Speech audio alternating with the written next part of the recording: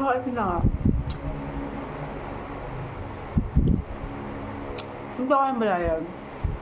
Tapos, kasi ako dapat, kaso fake. Tapos, ito, bumili na lang ako ng pagkain. Kasi sayang naman ang pinangalis ko. At iniligo. Pero, gutom na rin kasi ako. Ito ganitong kahabang hotdog, yun o. Mahaba pa yan. O, 54 pesos lang. Sa francs. May chili con carne na siya. Yeah. May chili con carne. Nagkaganyan lang siya kasi nasa tricycle ako tapos nasira yung lagay niya tapos naipit siya sa may bag.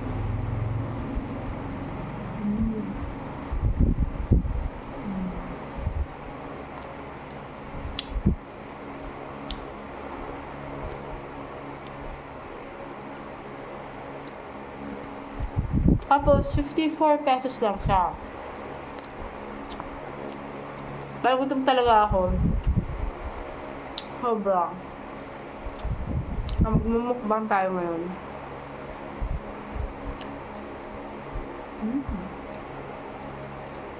For only 54 pesos. Ang laki na niya, di ba? May chili con carne, may sauce, cheese sauce, saka chili sauce. Pero yung cheese sauce nila, para lang siyang, ewan ko, parang, sumak nga.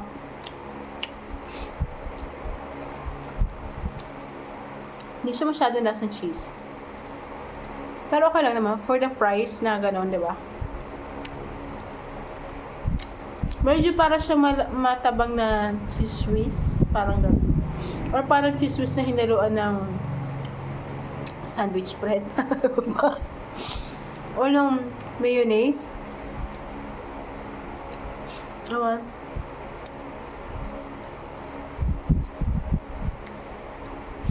Hati-hati ko. Ang maganda next time yung malaki talaga ni Wawan. Kasi hindi masyado good mo kailangan yung camera natin. Yan. Full mukbang video tayo ngayon.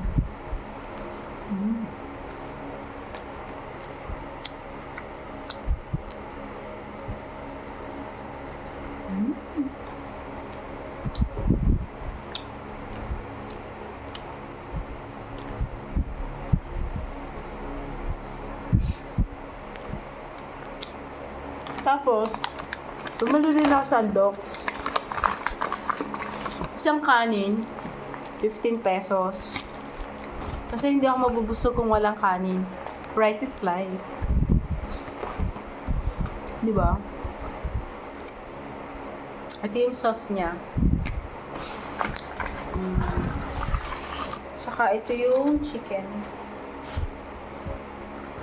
Yan. Ito yung chicken niya. O, diba? Ang laki na niya. Malaki siya. Kumpara sa Chicken Joy. Tapos ito, 75 pesos lang. Isang kapa, diba? Mura. Kasi, kung bibili ako sa karinderya, ang liliit din ng serving niya. Parang bitin na bitin ako. Alam mo yung parang ilang subo mo lang, ubus na. Tapos, halos ganun din naman ang price. Yung 75 pesos, isang order din lang siya sa karinderya. Okay. Pati siya sa binibilang ko. Tapos ang unti-unti lang ng ulit ng ulam. Di ba parang nawawalan na ako ng leeg? Feeling ko lang. Bahay nga pala to ng tita ko. Dito ako ngayon nakatira. Ayan.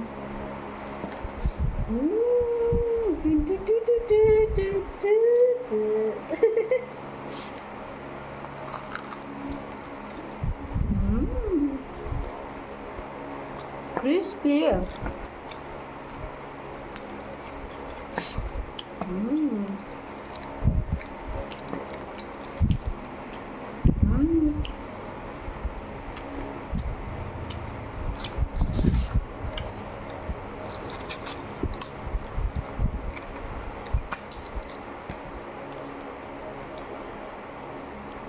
Ayan.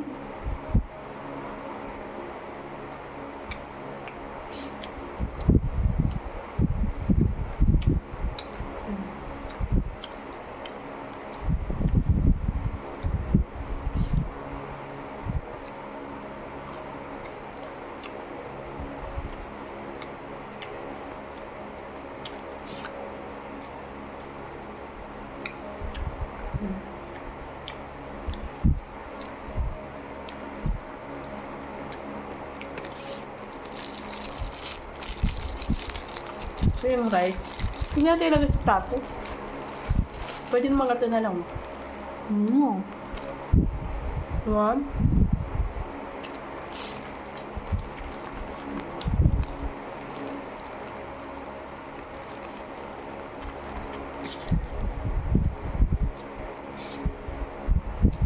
Mountain Dew. Yan.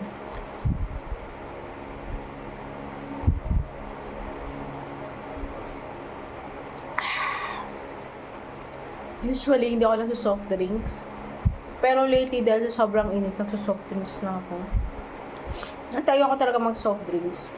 Pero nga, dahil sa sobrang init, ngayon, grabe init ng panahon. Init mo, Philippines! You're so hot, Philippines! Juicy! Right?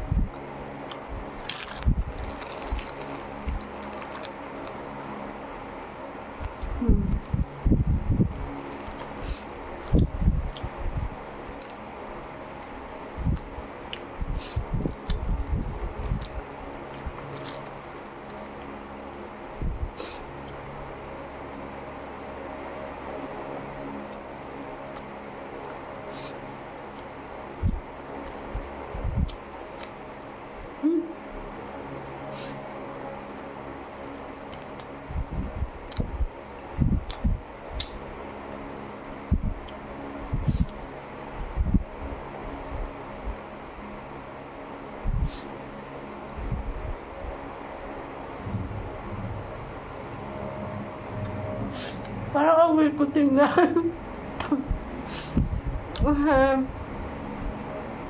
Parang sa video, parang alit na mukha ko. Tapos, yung dibdib ko ganyan, di ba ang pangit?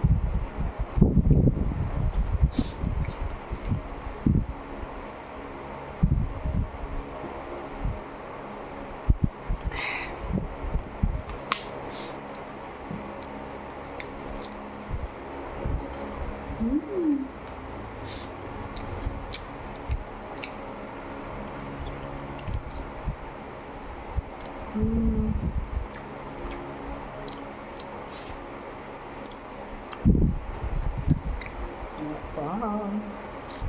Mukbang tayo, straight to, walang edit.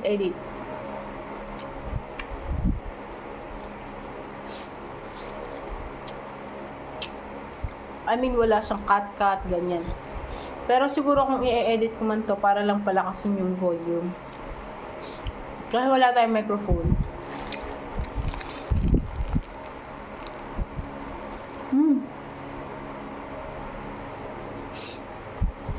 Mas maganda sana kung ASMR, di ba?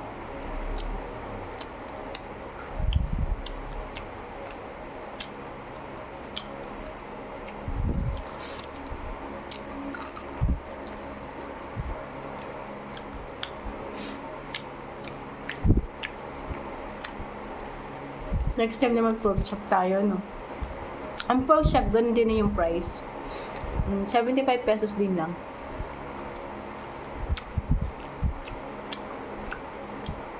Kaya mas malaki kasi itong chicken. Kaya I decided na chicken na lang bibilhin. Hindi ako masyadong mahilig sa chicken.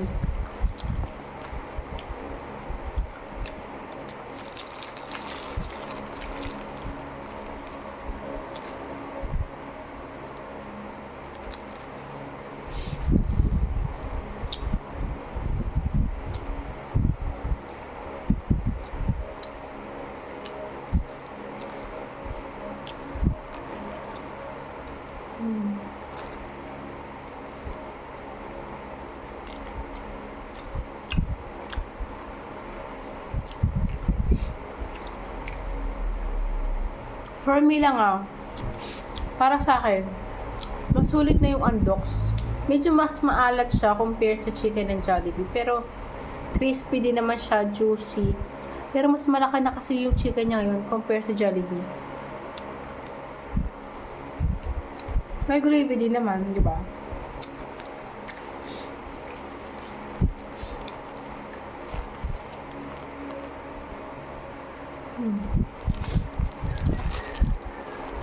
Ganyan na natin.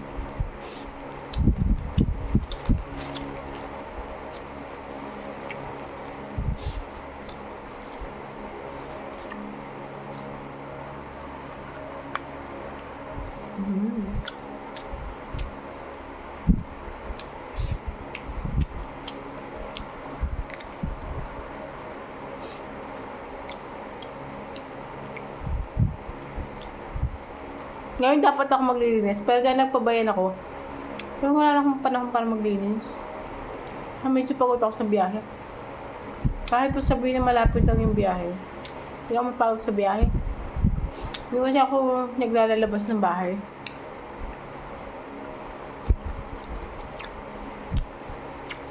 Baka mamayang madaling araw na lang ako maglinis. After shift. Kasi, work from home ako, tapos night shift. Ganon.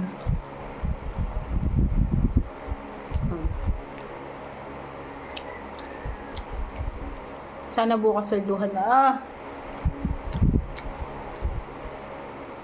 Sana may sweldo din pa ako matira.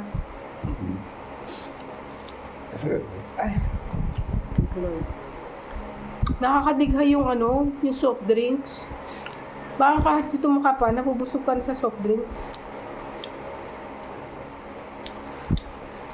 Kaya hindi ako malamang soft drinks eh. Pero lately nga, nakakainom na ako ng soft drinks dahil sobrang init.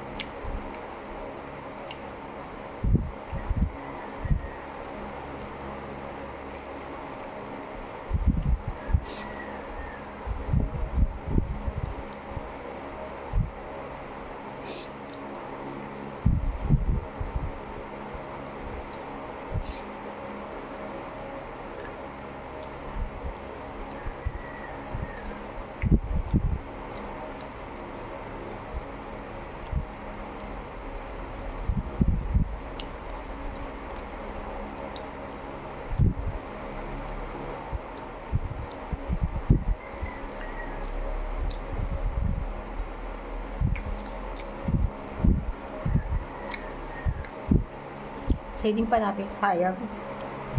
Easy lang.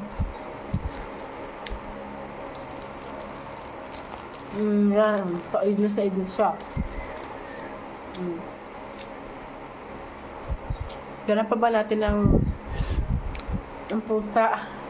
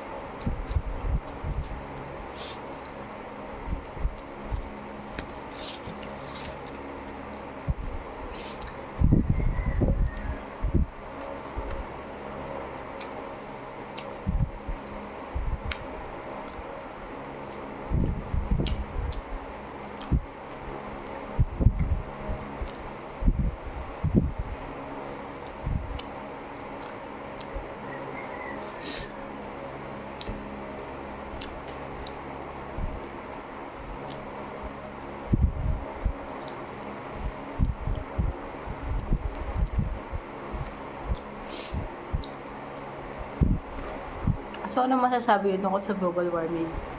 Sobrang init ngayon ng panahon, di ba? Kasi syempre, wala na talaga masyadong puno.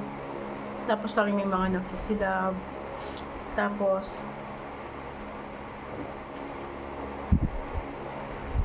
yung pollution pa galing sa mga pabrika.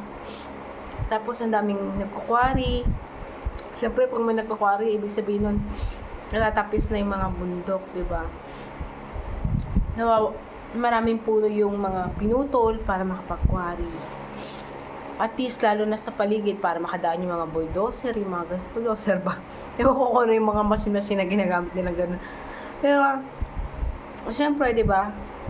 For sure, maraming mga puno na naputol.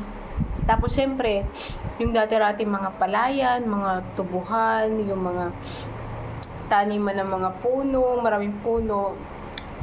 Marami din ngayon na nawawala na kasi nga ginagawa ng subdivision. Ang dami ng subdivision. Ang dami ng subdivision. Nakapalibot. Sa palibot-libot na natin puro subdivision na, di ba? Halos nga, tapos sa buong subdivision, bibihira yung makakita ka mo lang na kahit damo. How much more pa yung puno, di ba? Tapos row houses pa kalimitan, walang mga bakura na may tanim na puno, ganyan. Kaya hanggang nito talaga. Mayroon talaga yun. Lalo pa pag lalo nang maubos yung mga puno sa paligid. Lalo na siguro titindi pa yung init. Para na tayong free trial sa impyerno. Malapit na. Siguro mga 1% na tayo malapit na sa impyerno. Yung bang init ba?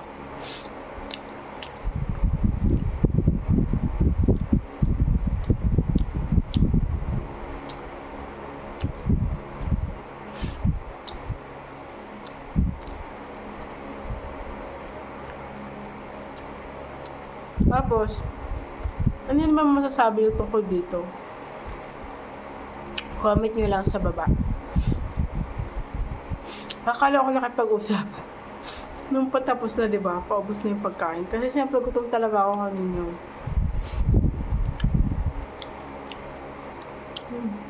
Gutom talaga ako.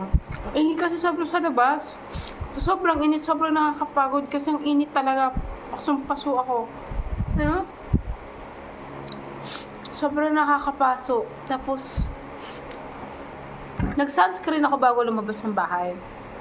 Pero feeling ko, naluso na yung sunscreen bago pa ako makabalik ng bahay.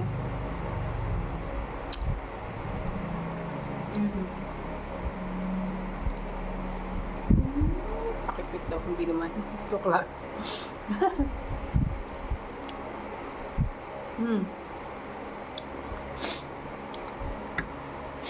Sabi mo makikita nyo, malalaking pores na mukha ko. Kasi dati, taghiwatin ako. Lalo nung sumabog yung Bulkan Taal. Di ba man taghawat ko noon. Tapos stress, puyat, pagod, gano'n. More on stress. Sobra ako na-depress din doon. Noong panahon yun kasi. Kalinin natin yung gravy. Parang nabusog naman ako. Parang lang.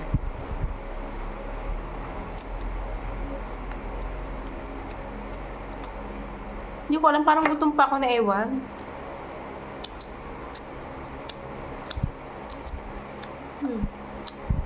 Pero okay din pala na medyo maalat-alat yung chicken nila. Kasi hindi naman ganun maalat yung gravy nila, medyo matabang. So, tama lang din. Okay naman yung gravy. Masarap din naman. Mas masarap lang talaga yung gravy ng Jollibee. Pero, for the price naman, mas sulit siya. Compare sa Jollibee na sobrang mahal talaga. At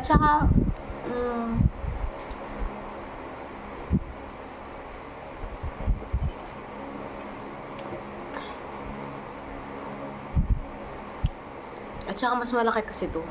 Ang chicken niya.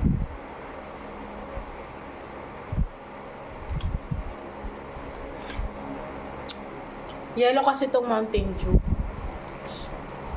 Yan o, kung makikita nyo. Yellow siya sa gitna. Ano? Frozen Mountain Dew.